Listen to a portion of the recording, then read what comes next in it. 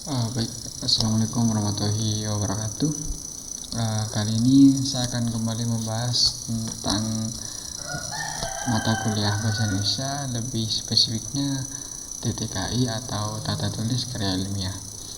Jadi untuk pembahasan kali ini saya akan membahas tentang identifikasi permasalahan, tujuan, dan manfaat. Sebelumnya, perkenalkan kembali, nama saya Rafli Firdaus Falaka. Saya salah satu mahasiswa PENS PSDKU Sumeneb. Jadi langsung saja kita akan lanjutkan materinya. Kebetulan materi-materi yang ada di playlist yang saya cantumkan pada video kali ini itu merupakan rentetan-rentetan materi dari video-video sebelumnya. Jadi langsung kita bahas materinya seperti apa. Jadi untuk yang pertama itu mengenai identifikasi permasalahan ya. Jadi sesuai dengan video sebelumnya bahwa saya akan membuat sebuah aplikasi berbasis website yaitu untuk wedding organizer. Jadi untuk identifikasi permasalahannya, dalam survei yang saya lakukan didapatkan data bahwa wedding organizer atau yang kerap disapa dengan WO ya, masih menggunakan sistem promosi melalui media sosial, salah satunya Instagram. Mungkin untuk Facebook sudah bisa dikatakan mulai ditinggalkan sih, kita lebih beralih ke Instagram atau WA bisnis seperti itu. Lalu yang tak kalah pentingnya mengenai transparansi harga yang ditawarkan oleh WO. Ya memang tidak semua WO itu melakukan istilahnya markup harga sih. Tetapi kebanyakan data yang saya dapat atau saya ambil itu memang kebanyakan masih ada sistem WO yang menggunakan markup harga untuk vendor-vendor. Semisal contoh kecilnya untuk masalah dokumentasi, yaitu foto ataupun video. Semisal dari vendor sendiri itu memintanya anggaplah paketnya 5 juta untuk foto dan video.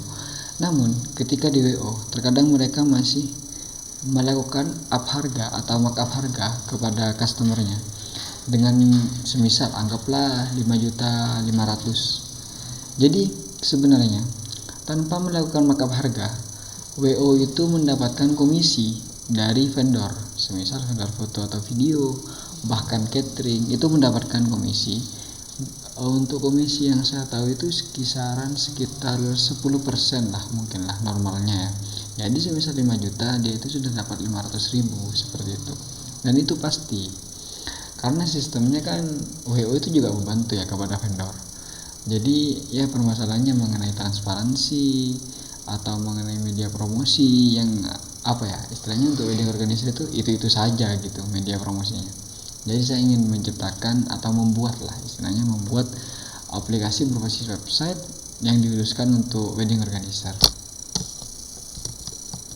Oke, selanjutnya poin kedua di sini mengenai tujuan dari judul yang akan saya usung nantinya. Jadi untuk yang pertama di sini ya mengenai tujuan itu memperluas sistem promosi dari wedding organizer. Jadi tentunya jelas sudah ya bahwa yang memang niat saya itu yang pertama untuk memperluas sistem promosi dari wedding organizer, karena nantinya website ini kan akan dibuild sangat kompleks lah menurut saya pribadi. Karena apa? Karena di dalam itu juga terdapat beberapa user. Yang pertama mengenai admin ya, adminnya itu akan dipegang oleh WO. Lalu yang kedua itu ada klien dari WO yaitu vendor yang pertama. Lalu klien kedua yaitu user atau customer. Jadi untuk vendor nantinya, vendor itu juga akan punya akun sendiri di dalam website ini. Selain akun dari akun admin itu kan memang khusus WO ya. Lalu akun untuk para vendor. Jadi para vendor ini nantinya mempunyai akun. Dengan catatan ya, akun vendor itu tidak bisa di-create sendiri. Akun vendor itu nantinya akan dibuatkan langsung oleh admin WO. Jadi mereka di-create. Jadi sebelum memberikan legalitas lah kepada vendor, ya tentunya WO itu kan akan mengecek atau memvalidasi lah istilahnya, memvalidasi apakah benar sih vendor ini terpercaya, bagus kerjanya, profesional. Jadi semuanya akan ditinjau oleh WO. Ketika sudah cocok, maka akan dibuatkan akun yang nantinya akan digunakan oleh vendor tersebut untuk memberikan press list mengenai paket-paket yang akan mereka tawarkan dan juga portofolio hasil kerja mereka. Jadi tentunya kan nantinya akan digunakan oleh admin untuk diberikan kepada konsumen. Seperti ini loh, dengan budget seperti ini Bapak bisa mendapatkan paket yang seperti ini. Kurang lebih seperti itu. Lalu selanjutnya yang pasti ya, merangkul semua vendor untuk kebutuhan wedding. Jadi WO itu kan tugasnya memang harus punya jaringan yang luas mengenai vendor, baik dokumentasi, foto, video, ataupun catering, dekor, lampu atau lighting, dan lain sebagainya mengenai perlengkapan wedding. Jadi kan nantinya semua vendor akan dirangkul. Semisal kita punya vendor foto atau video, kita tidak akan sediakan foto tidak akan menyediakan satu vendor saja untuk satu bidang. Jadi kita akan menyediakan beberapa vendor yang terkenal, anggaplah, atau yang memang valid. Jadi nantinya mereka itu bisa memilih paket yang variasi, sedangkan paketnya itu akan ditentukan oleh WO. Jadi mereka tinggal pilih, misalkan paket A, B, C, atau D, dan seterusnya. Jadi istilahnya konsumen tidak akan kebingungan, karena kan mereka akan langsung memilih paket yang sudah ditawarkan oleh wedding organizer atau WO. Lalu yang terakhir memang tujuan di sini ya, memberikan kepuasan secara finansial kepada para customer. Karena nantinya kan mengenai finansial, pastinya kan ada kepuasan tersendiri untuk customer. Karena kan di dalam website ini kita akan langsung tawarkan paket-paket yang memang nantinya akan bisa dipilih oleh customer. Anggaplah kita sediakan paket A, B, dan C seterusnya. Di paket A kita sediakan anggaplah budgetnya 30 juta. Kita 5 juta untuk dokumentasi, 10 juta untuk dekor, 10 juta untuk konsumsi, dan 5 jutanya untuk kebutuhan lainnya yang dibutuhkan. Nah nantinya di paket A ini apa sih yang ditonjolkan? Semisal kita fokus di bagian mungkin dokumentasinya yang bagus, atau mungkin cateringnya yang bagus. Sedangkan di paket-paket lainnya itu akan ada kesetaraan tersendiri gitu. Mungkin kita juga akan sediakan opsi custom untuk para customer kita, jadi mereka bebas memilih vendor mengenai dokumentasi. Untuk catering mereka juga bisa pilih sendiri. Untuk dekorasi juga bisa memilih sendiri ya. Anggaplah kita membuat sebuah aplikasi itu seperti marketplace lah istilahnya, tapi ini untuk WO gitu, bukan online shop. Jadi seperti itu kurang lebih teman-teman. Nah, lanjut kita untuk yang terakhir, manfaat ya. Mengenai manfaat di sini saya cantumkan 4 poin. Yang pertama, satu aplikasi yang bisa menampung semua kebutuhan wedding, maksudnya lebih spesifiknya itu portofolio ya, portofolio kebutuhan wedding. Karena kan nantinya seperti yang saya jelaskan barusan, vendor-vendor itu akan mengupload portofolio mereka. Jadi kalau portofolio mereka kosong, ya mungkin tidak akan kita rekomendasikan kepada konsumen seperti itu. Lalu yang kedua, mempererat hubungan antar vendor. Kenapa saya katakan seperti ini?